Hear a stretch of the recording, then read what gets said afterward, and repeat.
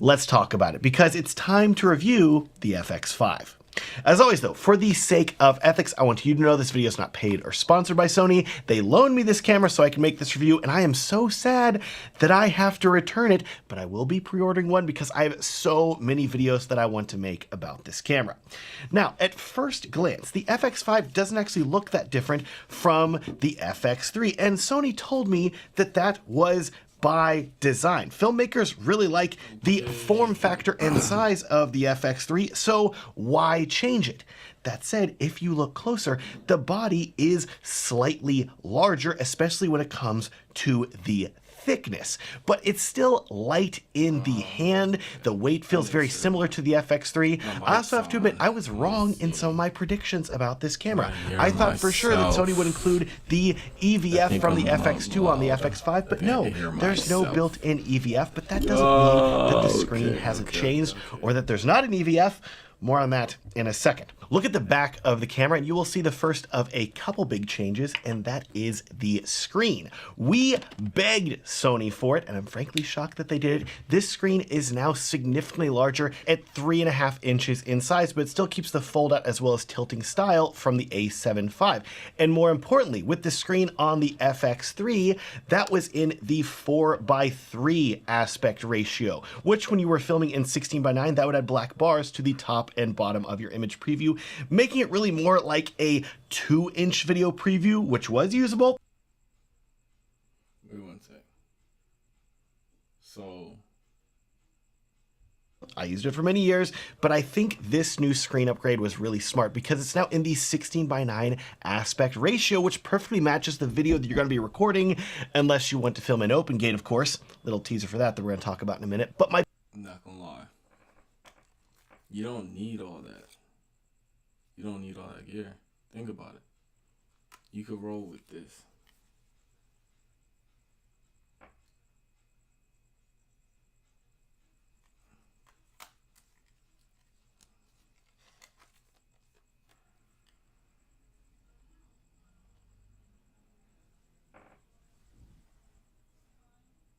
You see this?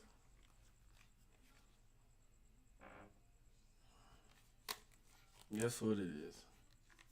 A Sony. A fucking Sony. Like, bruh.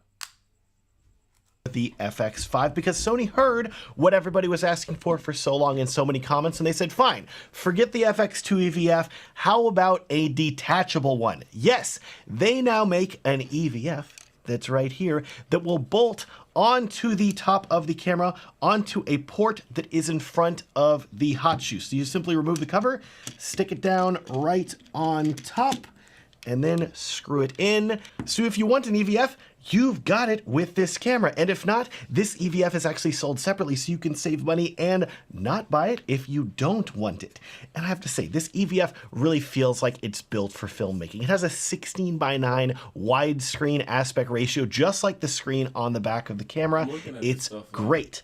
But I hear you telling me, Matt, that's cool, but what if I want to use the hot shoe for something else, like maybe an XLR audio handle, for example? Well, that is the only real wrinkle with this setup. So yes, the FX5 does have a rig for remote viewing. It doesn't have to be covering the hot shoe here.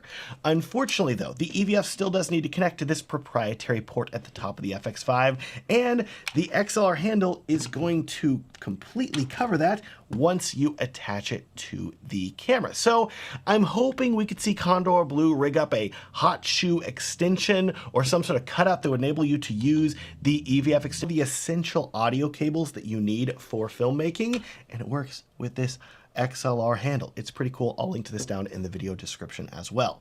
Anyways, look at the back of the camera now and you will see the next change. The buttons are now very different. There is a back button and a clips button and a home button.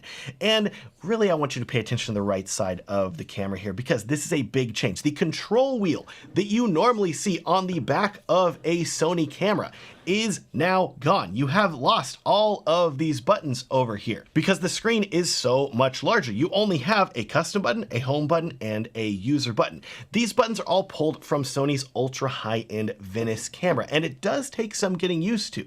This is also your first indicator that Sony is taking a lot more of the DNA from their cinema line of cameras and adding them to the FX5. We have a ton of features that you would normally see on the Venice that we're going to talk about with this camera soon, but I want to preface talking about them by saying that unlike the FX3, which takes a lot of its DNA from Sony's photo line, like the A7S III, for example, the FX5, on the other hand, takes much more of its DNA from the Venice and Burano. And that would be no more obvious to you than whenever you first turn on the camera, because you will notice that the camera does not use the menu system from the Alpha line of cameras. No, it uses a system that looks like it'd be far more home on a Venice camera. It's less colorful, it's more gray and yellow and professional. Sony told me this was intentional because they want to make this camera be a stepping stone to a Burano or a Venice.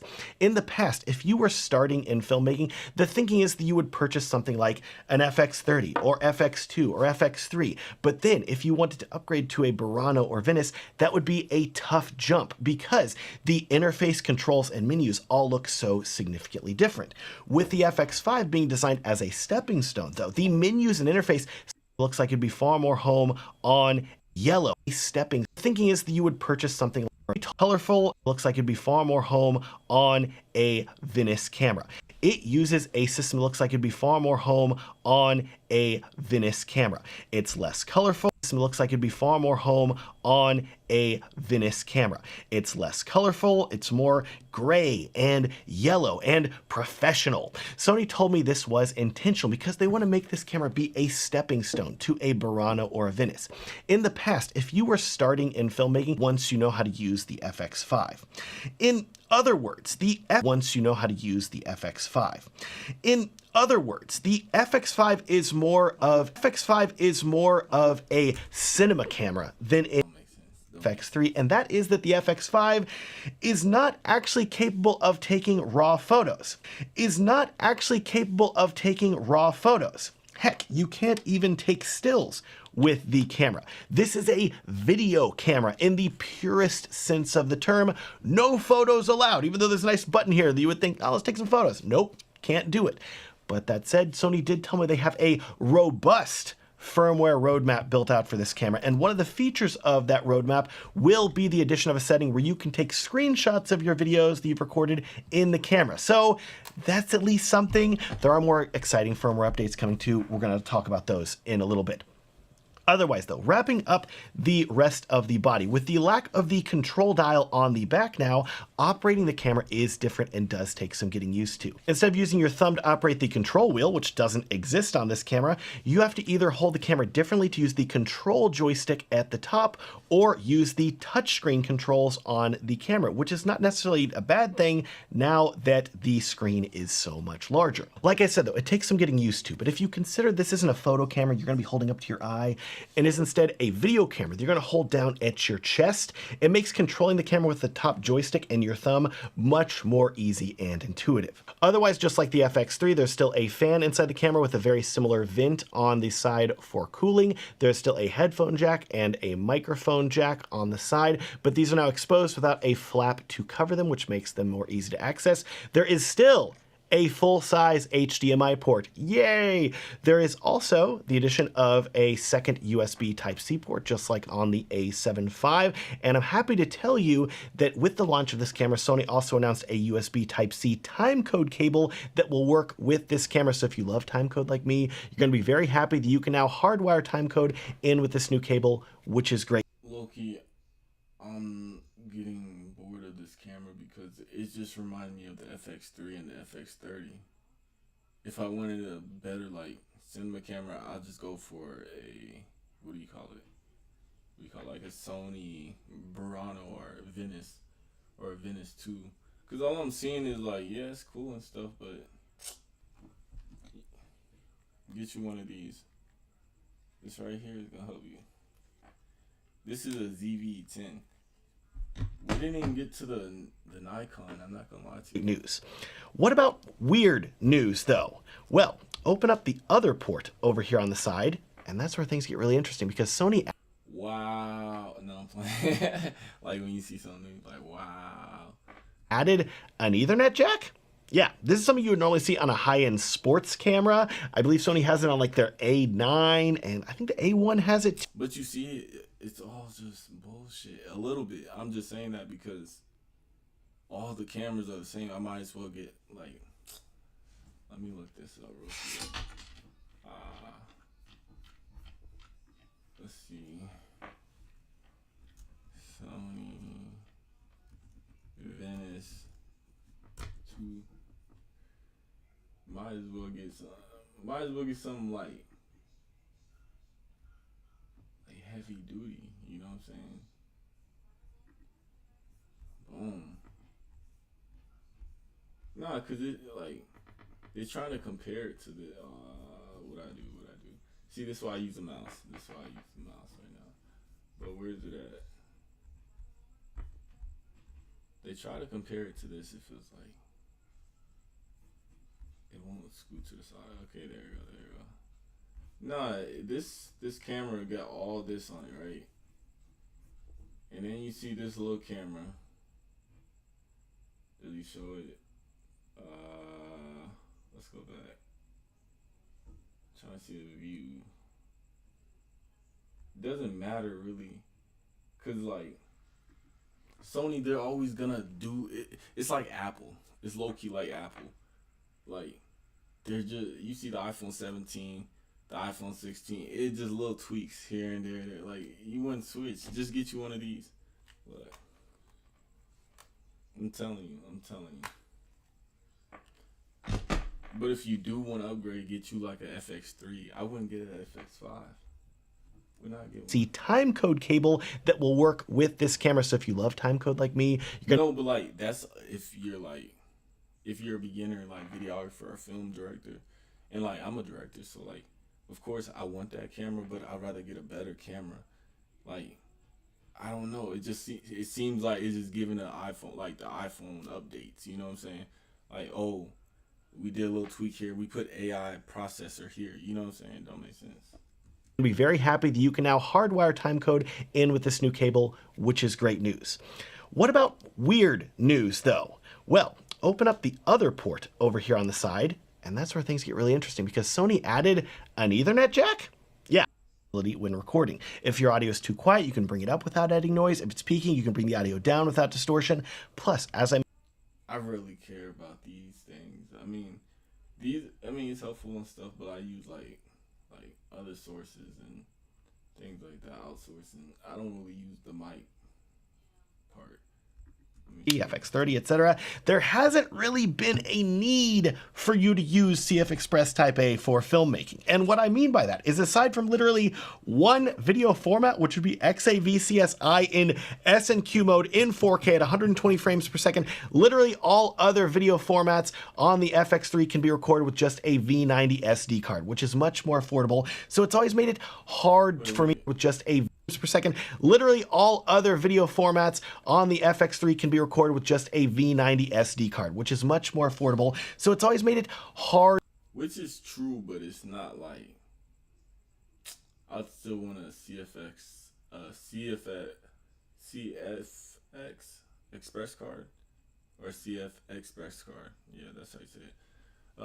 But no, I would actually get that one. I'd actually get that because like those cards are like they, you know what I'm saying, they have more MBP S or whatever, and that's gonna really help the film look more, 6K or 4K, or if it's sampled or not.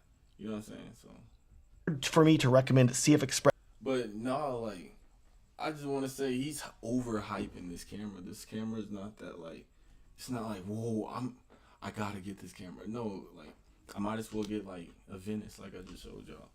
Like, I'd rather just get this right here. Where is it at? This would be my next camera right here. This would be the next camera. Like, to take things further, you know what I'm saying? I wouldn't want something small. Let me see. Versus. I just want to see the comparison. Did anyone compare them?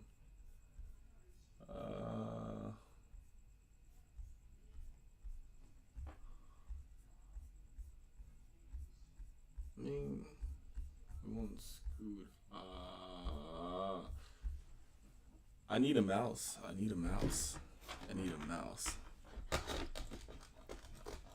Hey, can y'all hear me? Like, or am I speaking to myself? Like, one sec.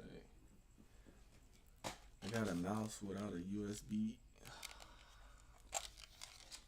Gotta use the touch. Fuck it. But anyways, no, like, I wouldn't get this. I wouldn't get the FX5. I wouldn't get this right here. I would just get this right here. Think about it. Think about it. It's small. Yeah, it's compact and stuff like that. And I feel like it's for more B-roll if you have a Sony. Like, you see, this all goes together. If you have this, the Sony Venice 2, you can actually buy this. If you don't have this, don't buy an FX5. That's just me though. That's just me though. I wouldn't buy that. I would buy, what you call it, FX. What do you call it? FX3. FX3. I'm kind of tired of him talking about it. I've been hearing about the FX5 for like a minute, so I ain't even tripping. But I'm gonna go on to the ZR. Wait. This is the only thing that I kind of like about the FX5. It got open gate. But what do I need that for? I'm not about to shoot a movie like Sinners or Odyssey. Like, you know what I'm saying? Like, so, no, where's it at?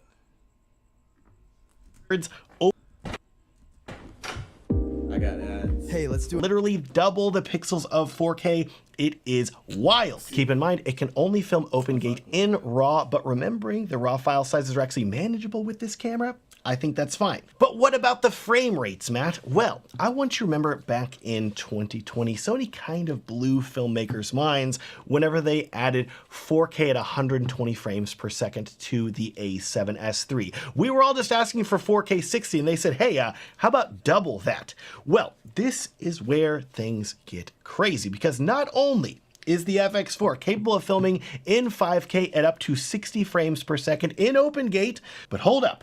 Because if you crank the resolution down to 4K at the launch of this camera, out of the box, it is capable of filming in 4K at 120 frames per second with a very small crop, which is good to see. But here is where I need you to hold on to your beard. Okay, remember how I told you that Sony said they have a robust firmware roadmap plan for this camera?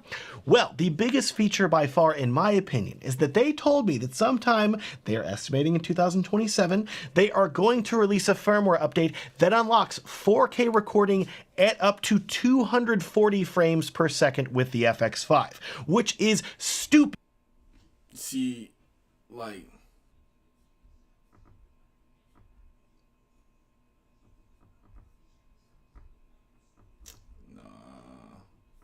where's my guy? You know what I'm saying? When you got one guy that actually shows everything. See, I can't find him. You just gotta look up that.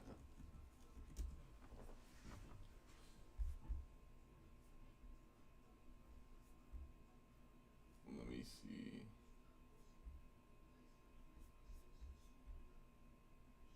Yes.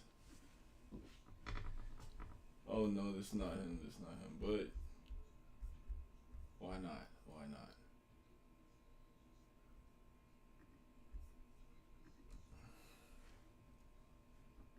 I want to see someone review it. The other guy was boring, but FX5 versus Nikon. You know what? I thought I'd get a Nikon. I don't know. Hey, what's up?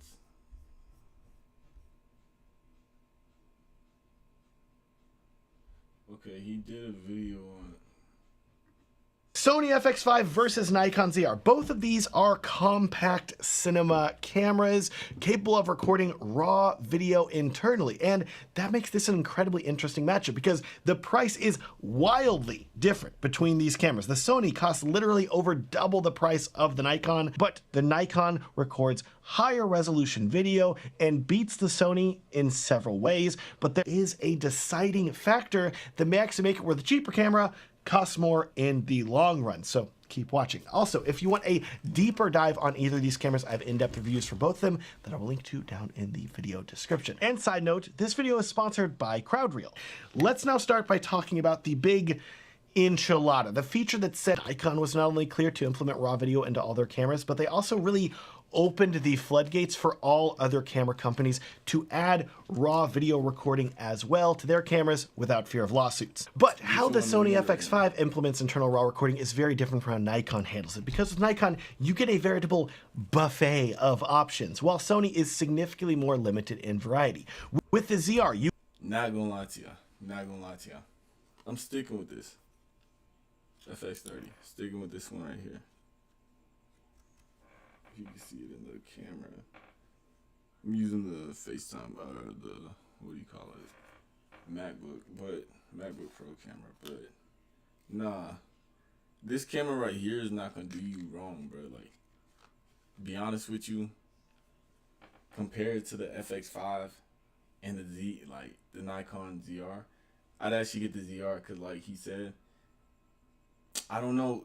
Now I would only get the ZR because it's something new to me and I want to test it out, do more like review it myself. You know what I'm saying? I already got a Sony, which you see, and then I got the Sony ZV-10, which you see.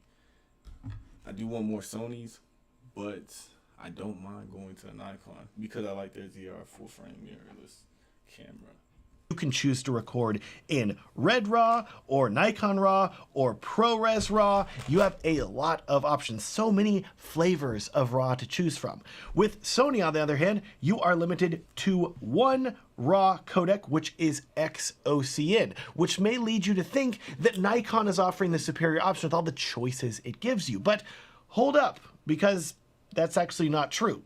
The issue is that even while you have all of this variety for RAW video with Nikon, all of these RAW formats have a very minimal level of compression. And compression is really important whenever you're filming in RAW, because if you don't compress RAW video, you can have truly massive file sizes.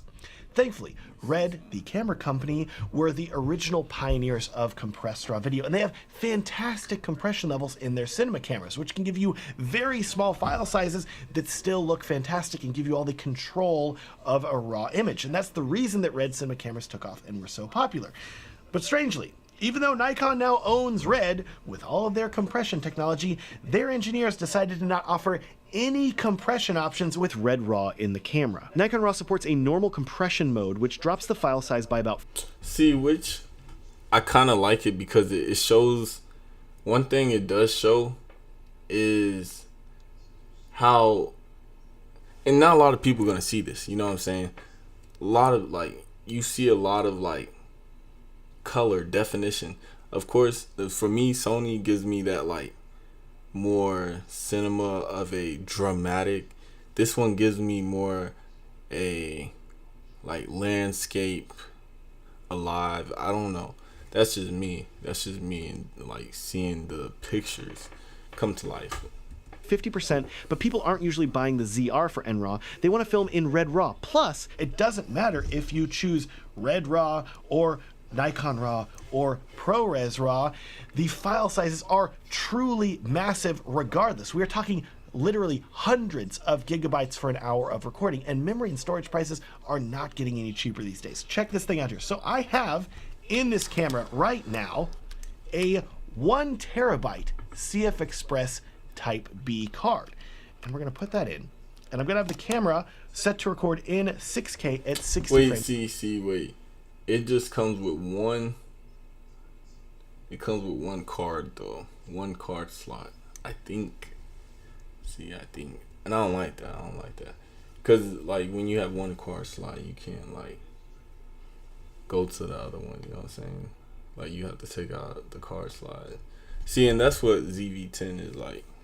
Stuff like that. Per second, which is very high resolution and frame rate. But with that full formatted card, we are only getting exactly 36 minutes of recording time before the memory card is full, before you take up a whole terabyte. That is wild. So that brings us over here to Sony with the FX5, who, like I said, They're only offering one flavor of RAW, XOCN, but with that format, unlike Nikon, they're offering some truly stellar compression options. And these include the smallest file sizes that Sony has ever offered for RAW recording. Specifically, Sony's OCN C1 and XOCN C2 compressed RAW formats are so small that you can actually record them to a V60 SD card. You don't even need CF Express, which is extremely impressive. And this camera really makes filming in RAW a viable option for many filmmakers, which is fantastic. Side note, by the way, I have a full memory cards cheat sheet that I've put together for the FX5 because it has a lot of video formats and resolutions. And if you want to know whether you can record an SD card or you're going to need a CF Express Type A, I tell you that on. I'm not gonna lie, none of this actually matters if you're a beginner in cameras whatsoever. Like open gate. No one, like, as a beginner, you don't even need open gate. You need, this is what you need. I'm gonna keep showing this, like, this is what you need. On this cheat sheet, it's going to tell you exactly what you need to buy. So check that out. It's linked down for free in the video description. Did a lot of research on it. Anyways, if we are putting up the ZR up against the FX5 when it comes to usable RAW video, even though you're getting more options with Nikon, you're going to find that Sony is significantly more usable, which puts them ahead.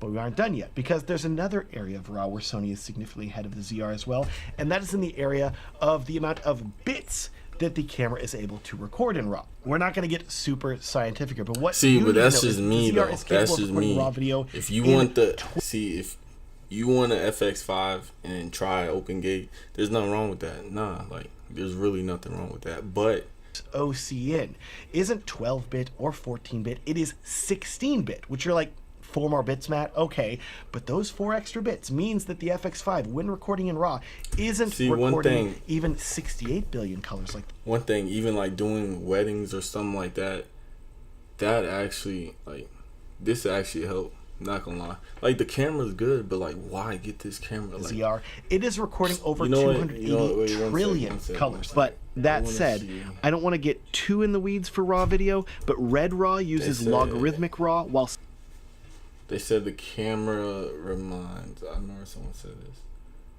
Let's see this. Oh, okay. He said a Sony FX 10 reasons for replacing my FX6. See, but one thing is, notice any. I know he's shooting it. Yep. Okay. Time to give you 10 reasons why the FX5 is going to be my A camera and the FX6 and FX3 are my B and C cameras. And I've been getting a few messages on Instagram saying, you're crazy, why are you doing that? And I will explain these 10 major features, why the last 3 are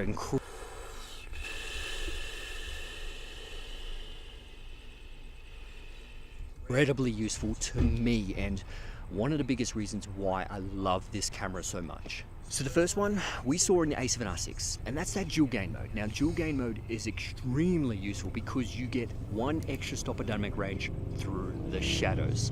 So essentially how this is going to work is that you can preserve, let's just say for instance, 1 extra stop of the highlights. So you can preserve the highlights, bring them down, then when you bring it up in post-production, you're gonna have clean. Okay. Nah, that's something different. I ain't see all that. Like this is a little tweak. Like I said, like the iPhone, you know how they do little tweaks. But nah, when you really look into it, you be like, okay. Boosting shadows to show. Shadows, which I'm showing you side by sides now. The shadows are cleaner. This is exposed absolutely identical, but you bring the shadows up and you can see the dual gain mode in ISO 800 versus ISO 800, no dual gain mode. It's cleaner.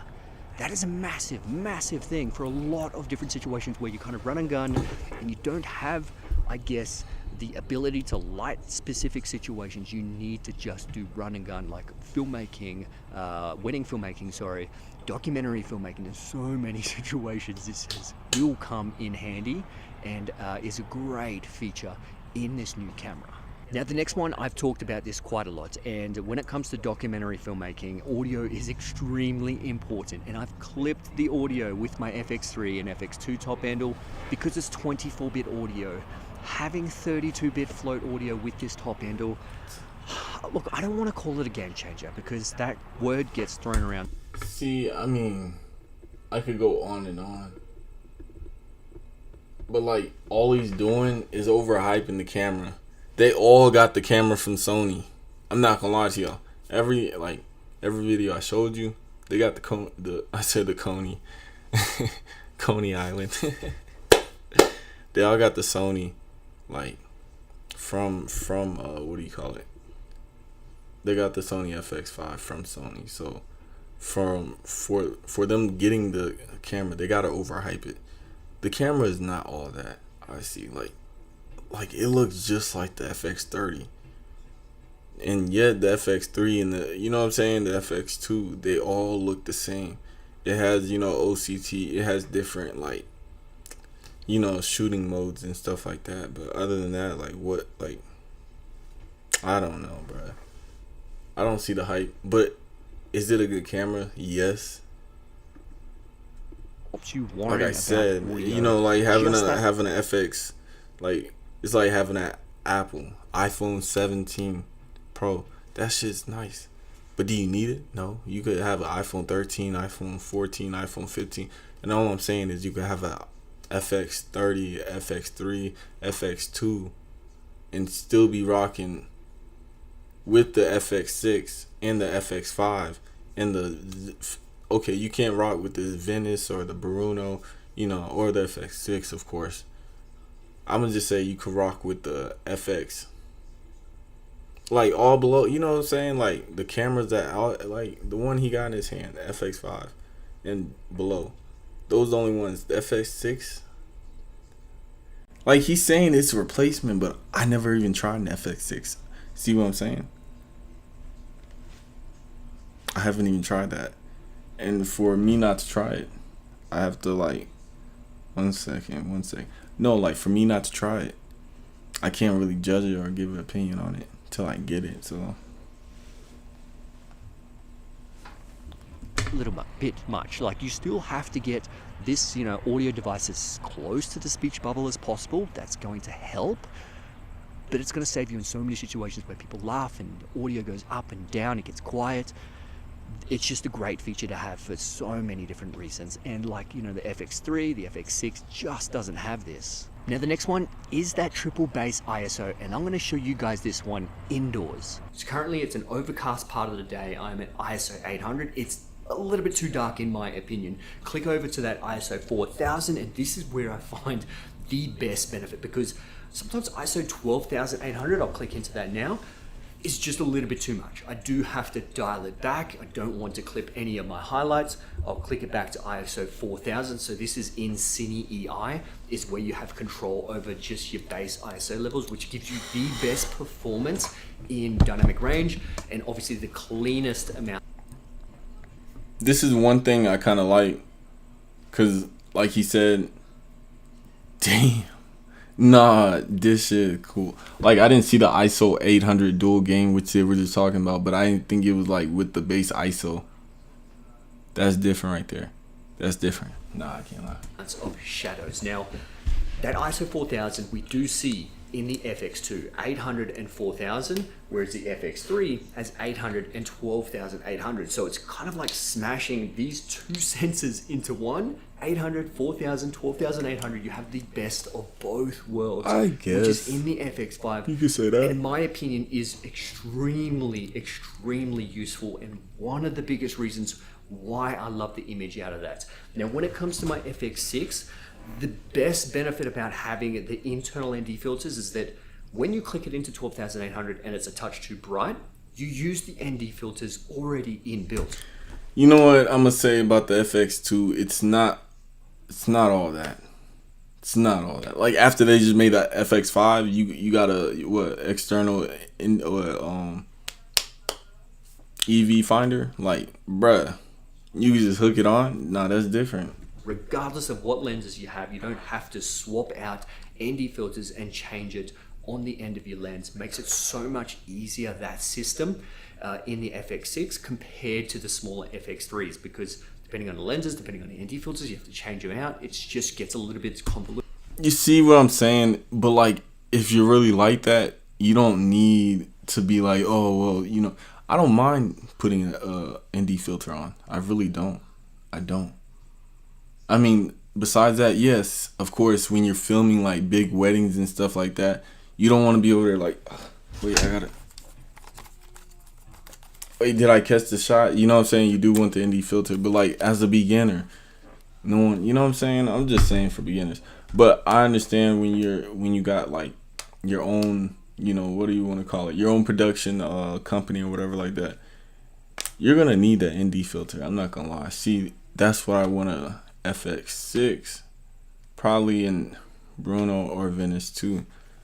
I don't mind a Venice, but then again, I gotta see what year it is. I low key like new things, new technology. You know, I'm trying to move forward with all that. And annoying. The 800, 4000, 12,000, 1800, so much easier to work with in this camera. Now look, this next one people have been screaming for so long, and that is open gate, 3x2 open gate. Finally, Sony have given us open gate in a small camera, not the Venice 1 and not the Venice 2, but in the FX5. Like, it's not even in the Murano, it's not even in the FX6, it's not even in the FX9. Like, come on. But still, we got it now, and we got XOCNL. Wait, so what?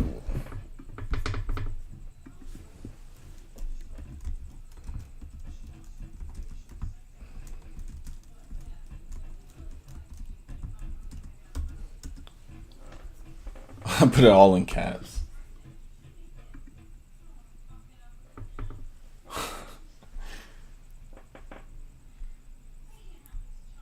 You telling me this?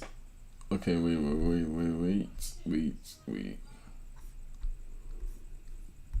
I'm about to ask chat. Fuck all that. What are you talking about? Is he for real? Like, see, that's a game changer. See, I told y'all one thing. I do like open gate, but if you're a beginner, you don't need it. You don't need it.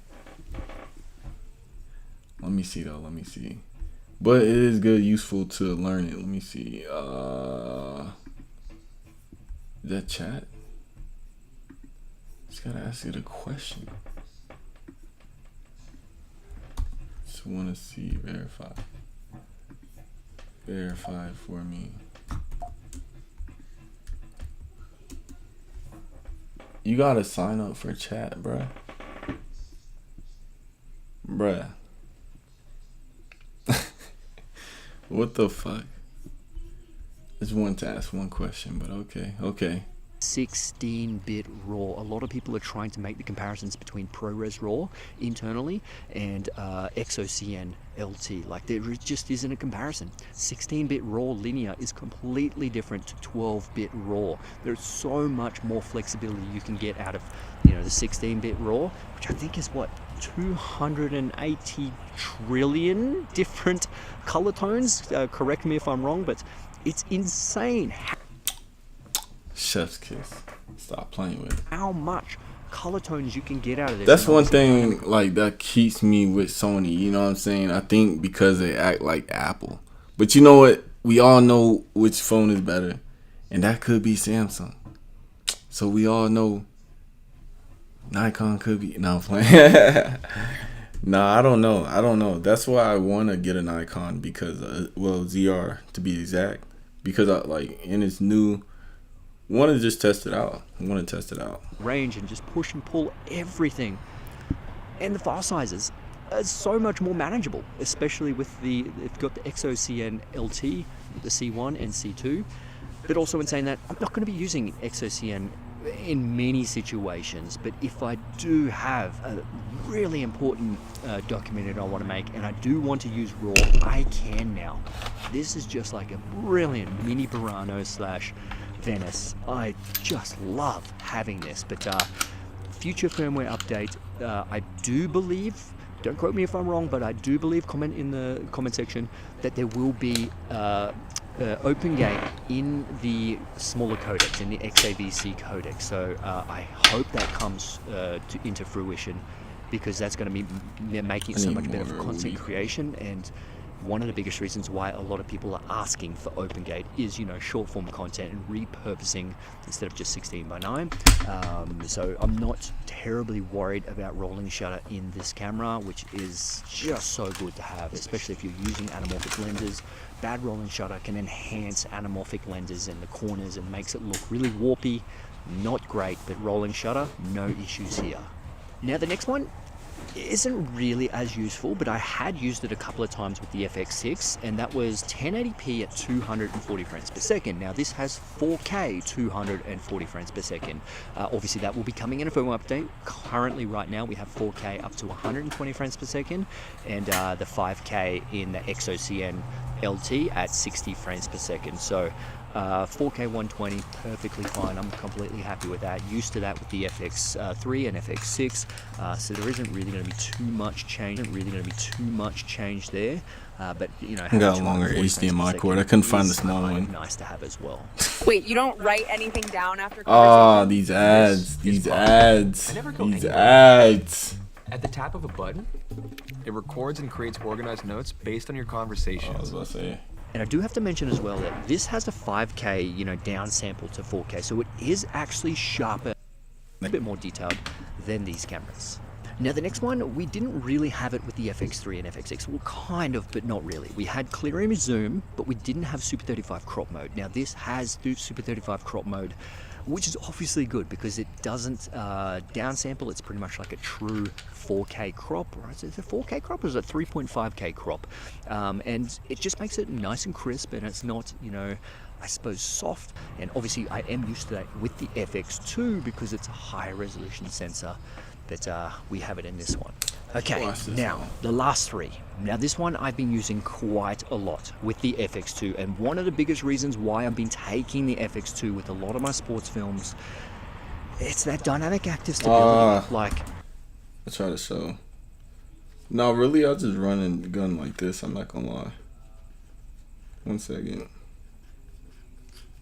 I try to show through the screen.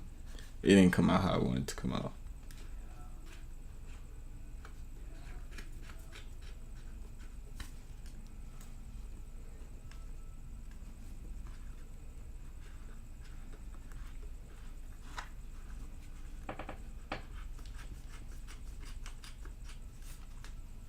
See, that's one thing about having a external monitor.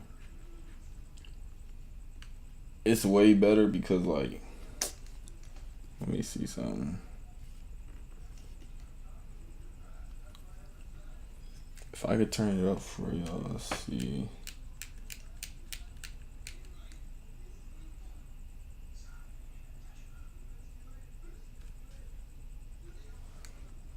You're not lying. Like, if you look at the screen right here, wait, right here, this screen's small, but look at this screen. Oh, like, they're making it seem like this can't, like, okay, but you got to build the rig up, right? Like, they're making it seem like I don't know. Like, come on now. This camera's not that, like, bro, I could go subscribe to my channel. I could show y'all. I'm about to make a short film actually, and I can show y'all that there's no difference in the FX5 and FX30 and FX3 because I'm about to, like, I'm about to dead ass do a short film, and then y'all about to be like, what do you shoot off of? An FX5, an FX3? You wouldn't know. You know what I'm saying? So, like, I'm looking at all this and I'm like,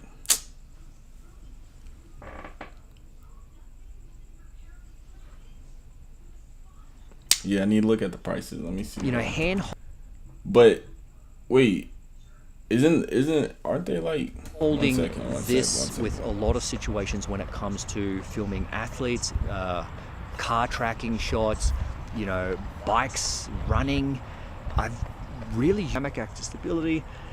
It's so good. It is so good. And for me personally, it's just one of those features I use quite a lot. Now this next one, we obviously got teased with the Nikon ZR, and that is a bigger screen. Now it's not a 4-inch screen, it's a 3.5-inch screen, but it's significantly better than a smaller 3-inch screen. You could actually use this now without a top monitor. That's what I love, because when it comes to sports documentaries, I'm traveling around the countryside, international, and I need to be light and compact, and I've been using my smartphone. Alright. Price is not bad, I'm not gonna lie. I thought it was gonna be a little higher, you know what I'm saying? I thought it was gonna be a little higher and stuff. I can't lie. Nah, it's only 2,196. That's not bad.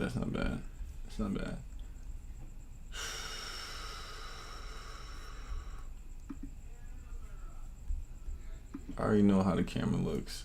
Small but compact, just nice, but a little heavy on the. It's a little heavy. Let me finish this video though. Recently, and monitor and control app. This 3.5-inch screen is definitely enough, and I love it just using it with, obviously, without a monitor. And obviously the great thing is that you don't just flip it out to the side, because you can hold the camera like this. You can actually keep it behind and flip it up now. That's what I love about, A9 Mark III, A1 Mark II, A7R6. See, okay. Just looking at the camera, looking at it, no, I don't know. I do like how, it doesn't have the, it's the same body style, but different buttons. You know what I'm saying? Different buttons. I like the different buttons, because certain buttons don't even need to be on a cinema camera that's on the FX3 and FX2, FX30 and all that stuff. So, yeah, I see what they did there. Okay. Have that flip up screen. So useful in so many different situations. But everything he's showing though, like dead ass, I don't know, bro. I just feel like it's a waste of money. Like I said, I might as well get the ZR, because like, if I'm gonna get another little camera, just get the ZR. And why would I get? Yeah, that just makes sense in my brain. Like, why would I get a little, if I'm gonna get a little camera, yeah, I wouldn't get another Sony little camera unless it makes sense. But I would get a Venice too, or because it actually has more. Damn, nah, they're just saying all that stuff. Wait, I'm thinking here, cause if it has open gate in this camera FX5 and it doesn't have open gate in the other cameras, which camera is better now? Think about it. Just think about it. They're the last. Or it doesn't matter, because I feel like all camera plays a part within itself. You know what I'm saying? Like the FX30, that's the baby. FX2, that's like the ZV. You know it had the viewfinder, whatever. The FX3, that was the full frame. Big dog. Now they made the FX5. This is like the connection between the bigger cameras, but still with the little cameras. I see now. I see. But I don't care, cause I would still get an FX3, because I got an FX30. Like I said, I'm good with that. I do music videos, do short films, stuff like that. But other than that, I don't know. The last one is the major one that I love using, and that's waveforms when it comes to my FX6. Waveforms are my #1 go-to exposure tool that I love in every camera if possible. Lumix cameras have had waveforms. The Nikon cameras have had waveforms, and that's how I expose. But in the alpha cameras, I've been using zebras, and zebras are perfectly fine. Yeah, I like zebras, but I feel what he's saying. Waveforms are way better. But then when you got a monitor, you could put waveforms on it. So you see what I'm saying? It's it's really 50-50. You don't have to be oh, well, nah, this camera is the best camera, has waveforms. Bro, just get you a monitor. Come on now, let's be realistic here. You know what I'm saying? But waveforms gives me a full idea of the whole scene. And also to mention, false color. False color is probably the most accurate when it comes to really. Hey, and I'm not gonna lie to you. If Sony did give me if they get, you know what I'm saying, I'm sponsored by Sony, I'm gonna overhype the camera too. I'm gonna look at y'all guys and be like, look, this is the new camera. It comes with like a lens, this and all that, the grip, this, you know what I'm saying? I'm gonna talk about the camera too, but then I'm look at it and be like, look at the viewer, you know, because when you're overhyping a camera, you're overhyping a camera to like youngins, you know what I'm saying? Like, I'm saying like 18-year-olds, well, like people, beginners. Let me say people, beginners that are filmmakers getting into cameras and gear and stuff like that. And now they're looking at like, oh, I need this camera. I need this camera. Like, bro, you don't need, you need this camera right here, a ZV-10, a ZEV-10, ZV-10. That's what you need. Because this camera right here taught me everything I need to know. But I didn't even start with this camera. Everybody, bro, I think everybody's first camera was like a Canon or a Nikon. Like, it wasn't even a Sony. Like, bro, I didn't even have, Sonys were like, these cost like $1,000, you know what I'm saying? So I started off with a Canon. I just feel like when you're overhyping a camera, don't overhype it too much where everybody's like, oh, I need an FX5. I need an FX5. Where's the FX5? I need it for Christmas. I need it for this. It'd be like, okay, but will you, like, what are you using it for? You know what I'm saying? You might as well get you an FX3, an FX30, learn something off it, then move up. I don't know. That's just me though. I like the camera overall. The camera is nice. I kind of like the, like, look at this. It comes with all that. But I would actually get a monitor, you know what I'm saying?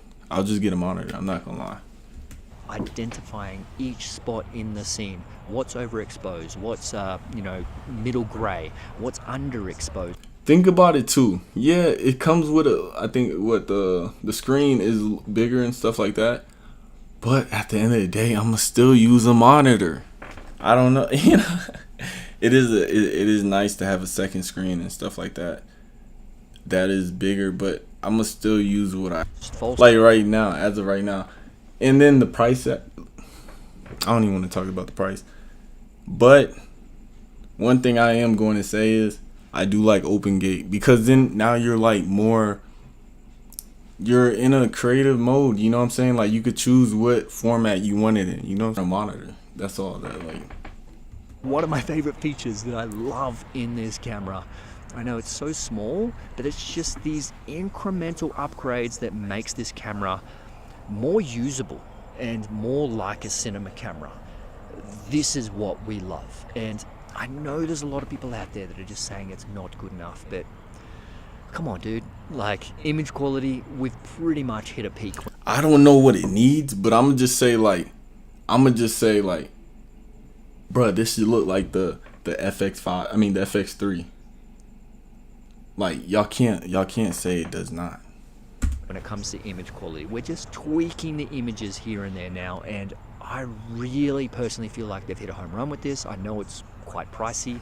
I've put in my order. I'm getting one because it's going to be my A camera, and I hope this may have, you know, given some people assurance, or maybe talked someone out of it potentially. I don't know, or maybe talked someone into it. But this is my situation. See, it's a 50-50 camera, bro. It's really not worth it. I'm gonna say it's not worth it.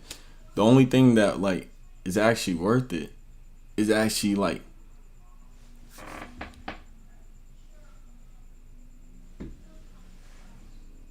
no, I'm not saying it doesn't look like an FX. It doesn't look like an FX3, but I'm saying if you're a beginner, you shouldn't even get the FX5. You know what I'm saying?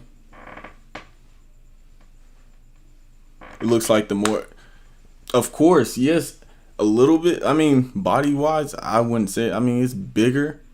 You know what I'm saying? But the things what it could do, yes, I would say yes. It's like the Bruno.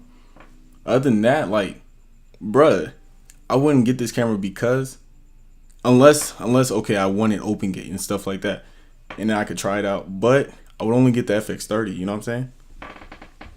And this is why I'm making this camera my. That's what I'm saying. Not for beginners, bro. Yes. Because. But thanks for watching, guys. I just told them I would just get the ZV-10. You know what I'm saying? You get the ZV-10, you could practice on that. If you enjoyed this video, and I'll be making more. It's just very difficult for me to make more because I'm traveling around the US, currently in Utah, here for 5 days, going to be seeing a ton of stuff in but Utah. Hey, look, tell me this though. Would you get the FX5 or would you get the ZR, the Nikon ZR? See? Vegas, then going back to LA. So there's so much traveling, trying to get some work done in between. But really, thanks for your patience. Thanks for watching and commenting. True. The FX30, it's not a like when like everybody's sleep. It's a sleeper build. It kind of ruined the lineup a little bit. Like, what is it there for? Because now we have the FX5 that has a viewfinder that's external. You know what I'm saying? It's all crazy, but. And I'll see you guys in the next one. I see. Let me see this. Being able to build an app with your name on it, just by thinking about it. Meet Base 44. Let me see. Sony FX5 versus Nikon ZR. You want to know how big the raw file sizes are between these cameras? Check this out. In the Nikon, I have a 1 terabyte card, and in the Sony, I have a 480 gigabyte card that's about half the size. The Nikon is set to record in 6K at 60 frames per second in red RAW. Twice as long as the ZR with half the file size. Let me see.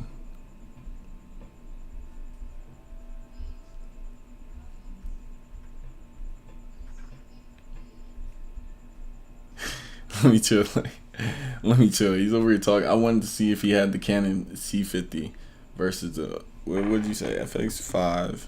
It's fine. Looked it up and I see that it's only 2,196. You know what I'm saying? So that, like they just said, it's cheaper than the FX5. So that's something I'm really looking into. It's a Nikon Red. So I don't. Let me see though, cause the slot that really messed with me right there. Let me see. Like, how many slots does it have? Cause I don't.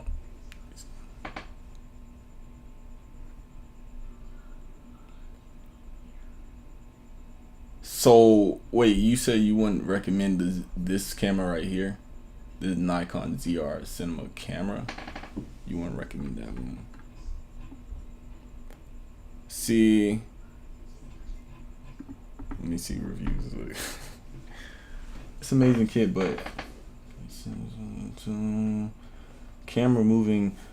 My Z6B camera, 4 miles production. See, I'm not a Nikon person. See, they're talking. Nah, okay. It's affordable. What do you say? The part they don't talk about, the whole system cost. Me too. I'm not really worried about the, what do you call it, the camera itself. You know what I'm saying? I just wanted to know, like, you don't want to buy a camera that's like, what am I buying cameras for? You know what I'm saying? Like, I want to buy a camera that actually stands for something that's like, oh, I'm gonna use it. You know what I'm saying?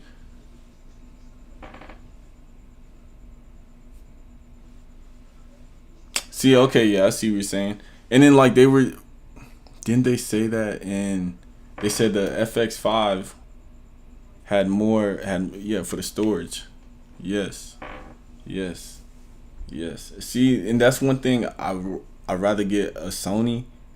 I still want to try it though, so I'll probably rent it out. You know what I'm saying? Just to see if I like it. Thailand, it was. I don't think, and one thing is, I don't think I'm gonna get a FX5 until probably like November, October, like, you know, around that time, December. You know what I'm saying? Because I'm not really worried about the FX5. It does seem like a good camera, but then again, if you're like a videographer or a freelancer or anything, you're just, as long as you're making money with your camera, you're good. If I'm making money with my FX3, I'm good. If I'm making money with my FX30, I'm good. So is it necessary for me to buy an FX5 right now? I don't know. You know what I'm saying? So that's where, you know, certain things come to loopholes and stuff like that. Because it's like, is it a waste of money right now? Or is it like, because of course anybody can buy it right now if you got the money, but what for? You know what I'm saying? Wild. We were up in the mountains, down in the city streets of Bangkok, then ripping over to the temples of Siem Reap, pulling 16-hour days. At one point, we had to deliver this in just a week's time. ultimately. See, which is understandable. Yes, I understand that Stress. completely. Cause see, well, wait, what'd you? See, yeah. But see, I wanted to play around with the Nikon ZR just to see what I like about it. You know what I'm saying? Which is understandable. That I see where you're coming at too. You know, use it for workflow and stuff like that. But yeah, that's what I'm saying. If I don't like it, I won't use it at all. Like, see, I'll go to Canon. But no, see, I use a Canon, but I use Canon for like photography and stuff like that. I don't use it for film. Film, I'm going for more a cinematic look and a more cinematic camera. Like I know Canon they do have their cinematic cameras and stuff like that, but from my eye views, they do not work for me. And Nikon, I never tried Nikon. You know what I'm saying? So I feel like the ZR would be it'd actually be a good camera for me to try out. Okay, yeah, I see what you're saying. About what I was delivering, because there's a couple key documentary instincts and formulas that you can approach the client. I bet we all imagined These ads, bruh. These fucking ads. fantastic. They have that beautiful blend of documentary and style, commercial style that I needed for a project like this. I had the chance to work with Nick Dean on my piece Trails of Dust, so I knew they were up for the challenge, and I needed a team. Often I'll edit my own stuff, but in this case... Let me get off this real quick. I was going to watch I already watched it. Now I do want to just look at this real quick, because...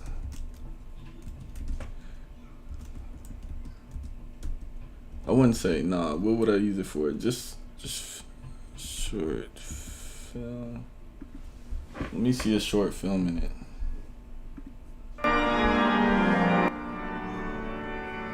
Let me see.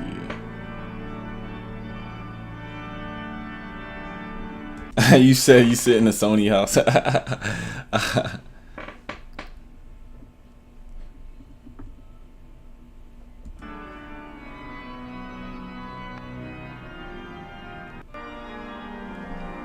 Let me see.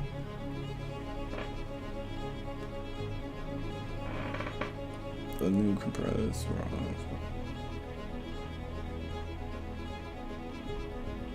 camera. Do not get the camera. Do not get the camera. You're wasting your money. You're wasting your time.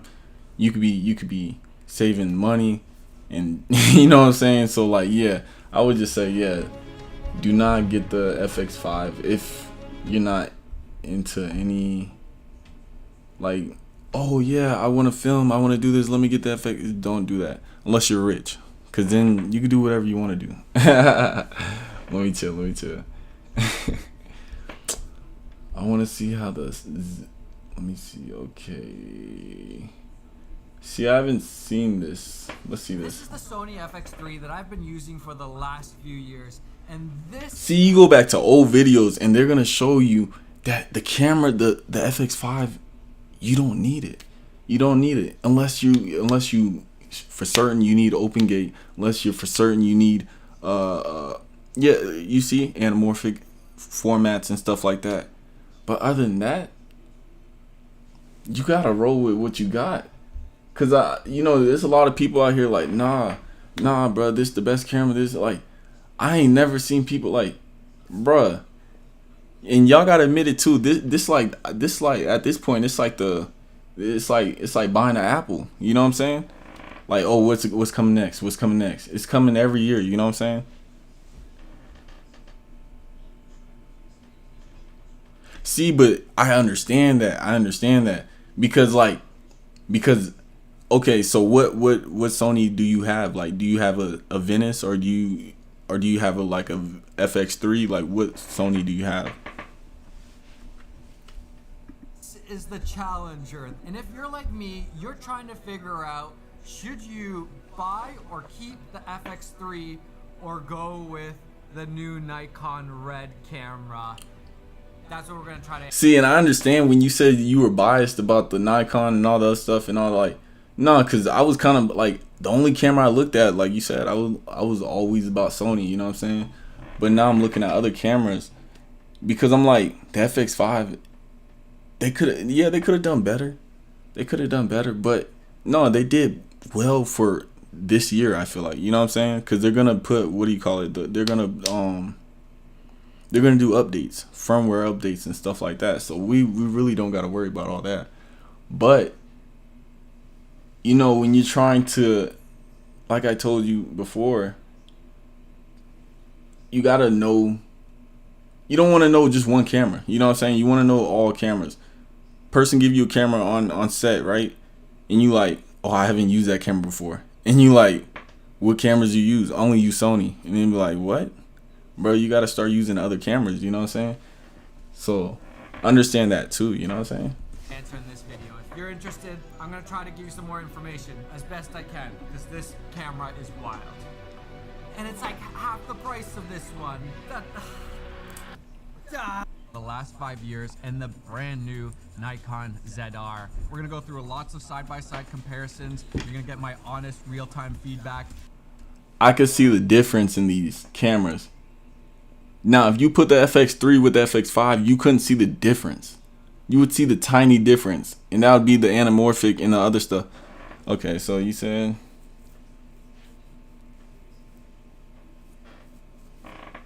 Okay. Yeah, see, that's a good... No, I understand that now. You see what I'm saying? And then people, like...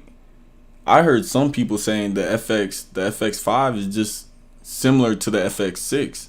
But you're telling me it's like the Burano. So that's why you're trying to, like, ignore the Burano and get the FX5.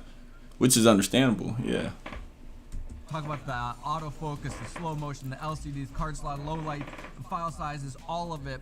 But as we do, keep in mind... I'm creeping and stuff. Price. And I will turn it say, down. as I was editing my Nikon ZR video, I was just getting more and more excited about this camera. It is so easy to color grade. The image looks incredible. And so, yeah, I might be slightly on the ZR hype right now, but I think it might be for good reason. I've always been one of these people that... See, and I see what you're saying. Like, dang, just to get this, quality, you have to squeeze all that into the storage, you know, the SD card, and it's gonna take a lot. I mean, sheesh. Said it's closer to the Burano than FX6. Okay. See, that's good then. That's good on me. See, I would either want a Burano or a Venice 2. That's in my opinion, because I don't have none of those. You know what I'm saying? So me getting that would actually help me, like, put me in a spot of saying, oh, maybe I should get the FX5. You know what I'm saying? Instead of being like, oh, I'm gonna get the FX5. I low-key need a bigger camera. You know what I'm saying? Because if I got already little cinema cameras, in my eyes, I just need a bigger camera. That's just my eyes, though.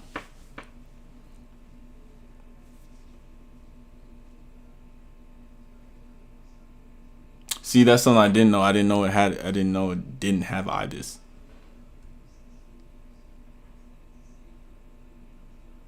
Okay. If Canon makes the best camera for me, I switch to Canon immediately. If Fujifilm makes the best camera for me, I see you coming from. I see where you're coming from. I have no loyalty in terms of like what brand I use, but at the same time, when I think this is the best camera, I will tell everyone about it. And I feel like the ZR might be replacing the FX3 as this camera that I tell everybody about. So first off, let's talk about the biggest thing, image quality. Okay. The biggest point, the biggest thing that... On me. Wait a sec. Let's cook something up real quick. Let's show the...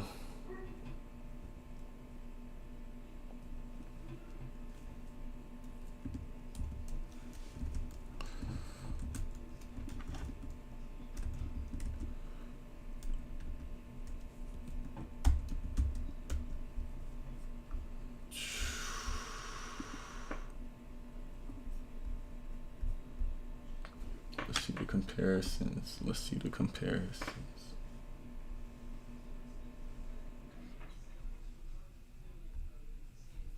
All right. Okay, that's what he's talking about.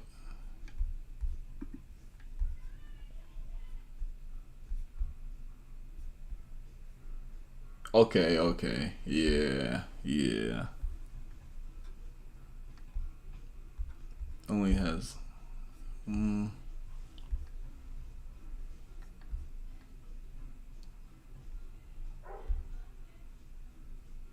So wait, FX6 is 16-bit raw. That's good though. That's good. It's when the HDMI is not bad. Stop playing. See, and it's all about how you shoot too. So yeah, I see where it's coming from. Okay, I can see why you say okay. I can see why. That makes total sense now. That makes total sense. Now just going down the line and stuff. Wait a sec. I think I passed it. 5 in the Bruno. Let me see this real quick. Gotta get my stuff right real quick. Okay, okay.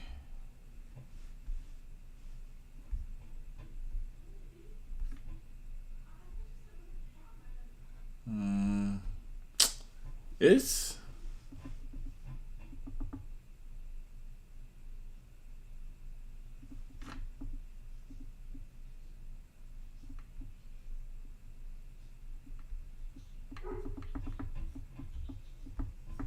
let me open this up.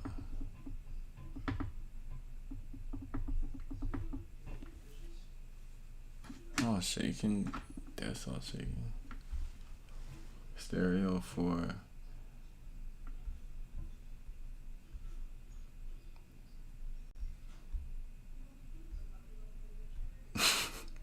okay, I think this is unnecessary. A GPS, come on now. Come on now.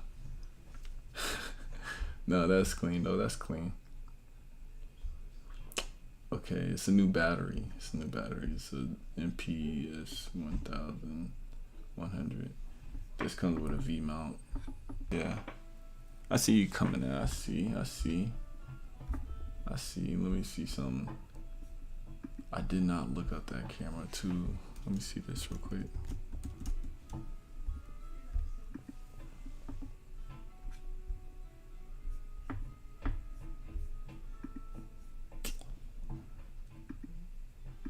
Let me back out.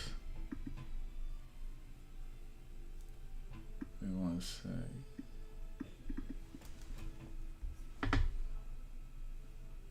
Who's finished? Let me see.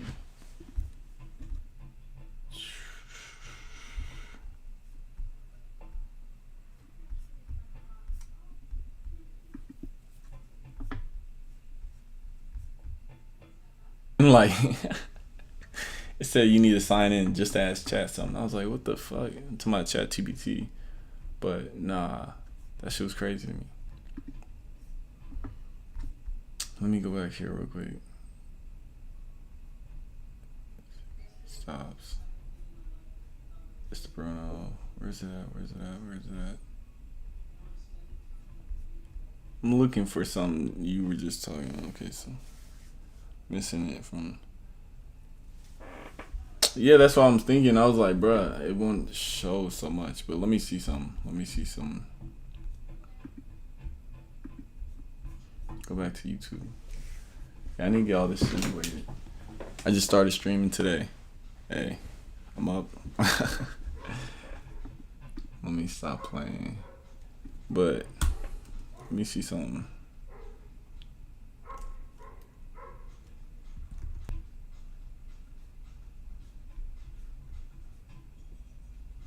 Oh, some specs are missing. Okay, so it was a firmware update. Wait, are you talking about didn't it happen for like all cameras when that firmware update happened?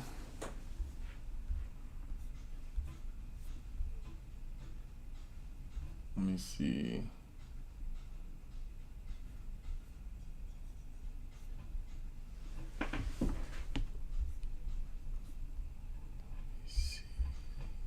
also the image compared to other cameras. Now, if I was to tell you that it's drastically different from using an FX9 or an FX6 or an FX3, I would be a liar. But at the same time, if you're equating solely the price point to image quality, you're going to run a miss. You're not necessarily giving the camera a fair shot. Certain cameras are going to have other things to do with their workflow, certain cameras are going to have things that are going to be for their workflow much less than it is going to be for their image quality.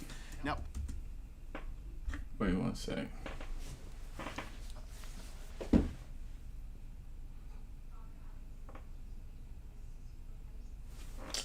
Oh me, I can't even see it from here, bro. I gotta put this 4K.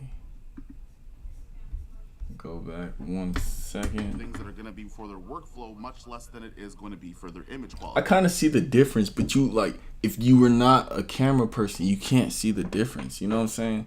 You just can't see the difference. Let me see something.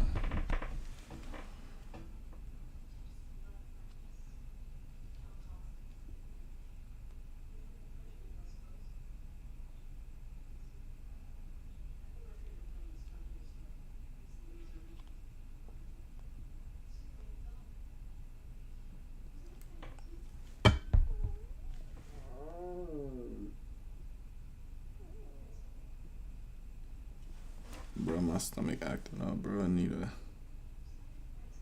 to eat something.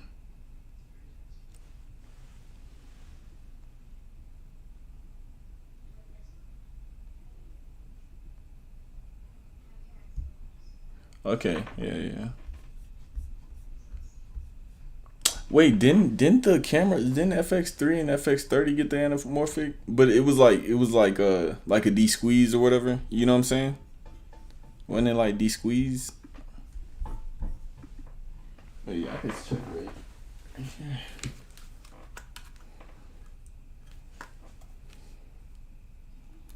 I'm about to check right now.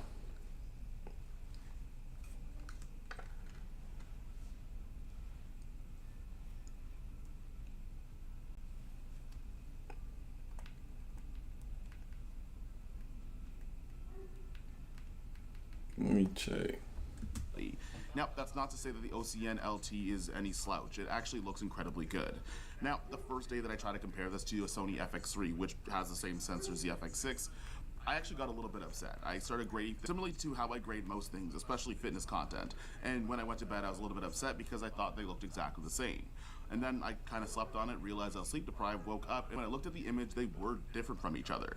The colors are going to be slightly around the same kind of zone. However, I did find, especially with darker skin tones, if you don't get things right in camera, even at 10-bit, you have that kind of over-under when you're going a little bit too green or a little bit magenta, and it's a little bit harder to move back and forth. Just so we're on the same page here, the OCN LT RAW is still a 16-bit color space, which means you're gonna have a lot more colors to deal with, which means you're gonna have a lot more colors to adjust your image to, and at the same time, especially working with darker skin tones, you're able to dial in things the exact way that they should. You also have to keep in mind that there isn't going to be any processing in camera, which is going to give you a little bit better of an image in terms of the Sony Burano. Cameras like the Sony FX3 have built-in noise reduction and sharpening, which might make the image look a little bit crunchy, at least when you put it right beside it. True. Okay, yeah. That's what I just saw. Yeah, I just saw that right now. Just saw that shit. Sony Burano. However, that's not to say that your Sony FX3 suddenly is a bad camera. Because see, I don't really use anamorphic. You know what I'm saying? I don't really use anamorphic. But it is something I want to try. I just haven't tried it yet, so something I need to try. I think that's 10 times as much. I'll also add in, at the end of the day, I feel like Sony's more of an ecosystem company. So if you make cameras that are so drastically different in image between each other, well, you're not really doing anybody a favor, because I might not be able to use some of those other cameras in order to work in the same workflow in a multi-camera situation. If I made the Sony FX3 and the Burano so far apart in terms of the image, in terms of your color grading and how it processes things like dynamic range, you might actually be in a position where it's going to be harder to match up those cameras when they're used in a variety of different situations together.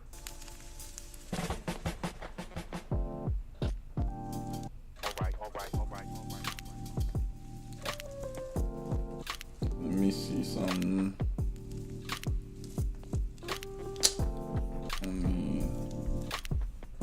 Check this out. I'm going to show you how I afforded this car. Okay, you ready? All right, $118 for car insurance.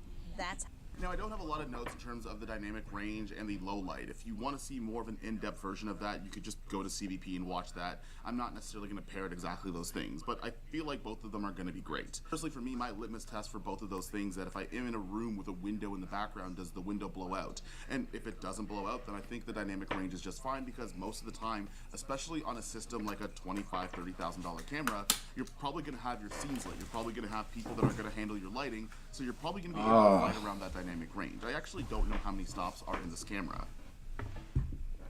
On top of that, in terms of its low light, I think the same is going to be true as well. Okay. Tight. One second. I mean, nah. But what content do you shoot? Do you shoot like any content, or are you like a videographer, freelancer? Like in the image, and both the situations, it look. Okay. Albeit you can light things fairly simply, because have you thought of short films, like, or that's what you meant by shorts? The lighting scene for a lot of the tests I did, because that's one thing. That's one thing I'm trying to get into is short films. Because one thing, like, I like doing music videos, right? But I was like, dang, I gotta get into like making short films, you know, creating stories and stuff like that. Okay. Just fine. And you do like any type of short films, or you just like, as the room was completely blacked out. What type of short films? With all that being said, a lot of people had asked about in comparison to other cameras that can do RAW as well, particularly the Raptor and also the Blackmagic 6K full frame, which are two cameras that I've operated on, and one of those two that I own. And because I'm trying to understand, like, one thing. No, I don't think any one of them is better than mostly drama. Okay. Because for the most part, if you're exposed See, I'm trying to get into more. you actually have some See, color blocking let going me on. can't even tell y'all, like, nah, it changed my life, because I start seeing people's stories from what they were saying. And some people, most people, they can't rap, they can't sing, but when you put a story together for them, they even see like, oh dang, like, I see how you put all this together.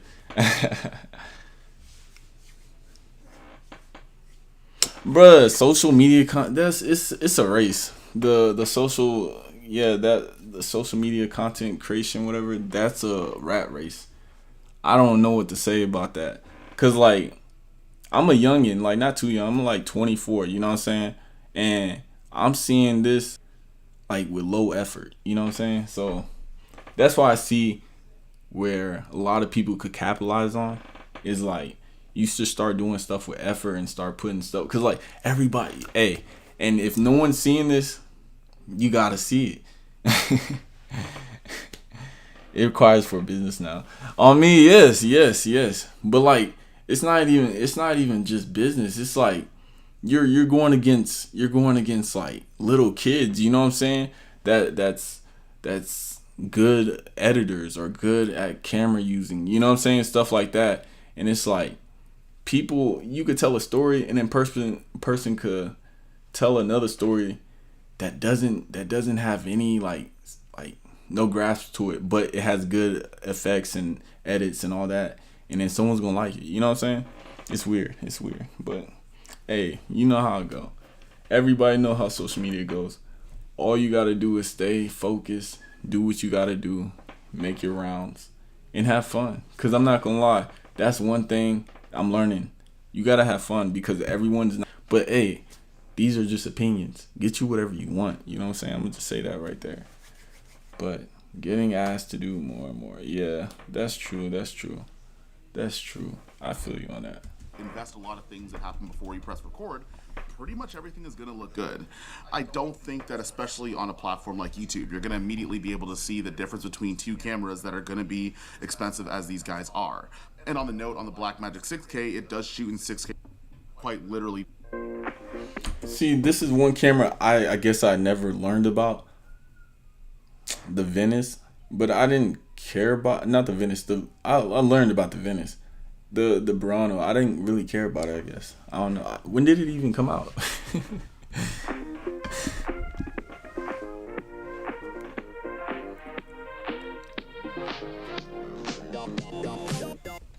What am I doing, bro? The most asked feature that I got about this camera. And I would be a bold-faced liar to tell you that there isn't any rolling shutter. There definitely is, and if you shake your camera side to side, you're going to notice some rolling shutter. However, as somebody that shoots a lot of action, a lot of fitness, I shot a lot of dance stuff as well using this camera, I kind of didn't notice and I kind of didn't care. This is coming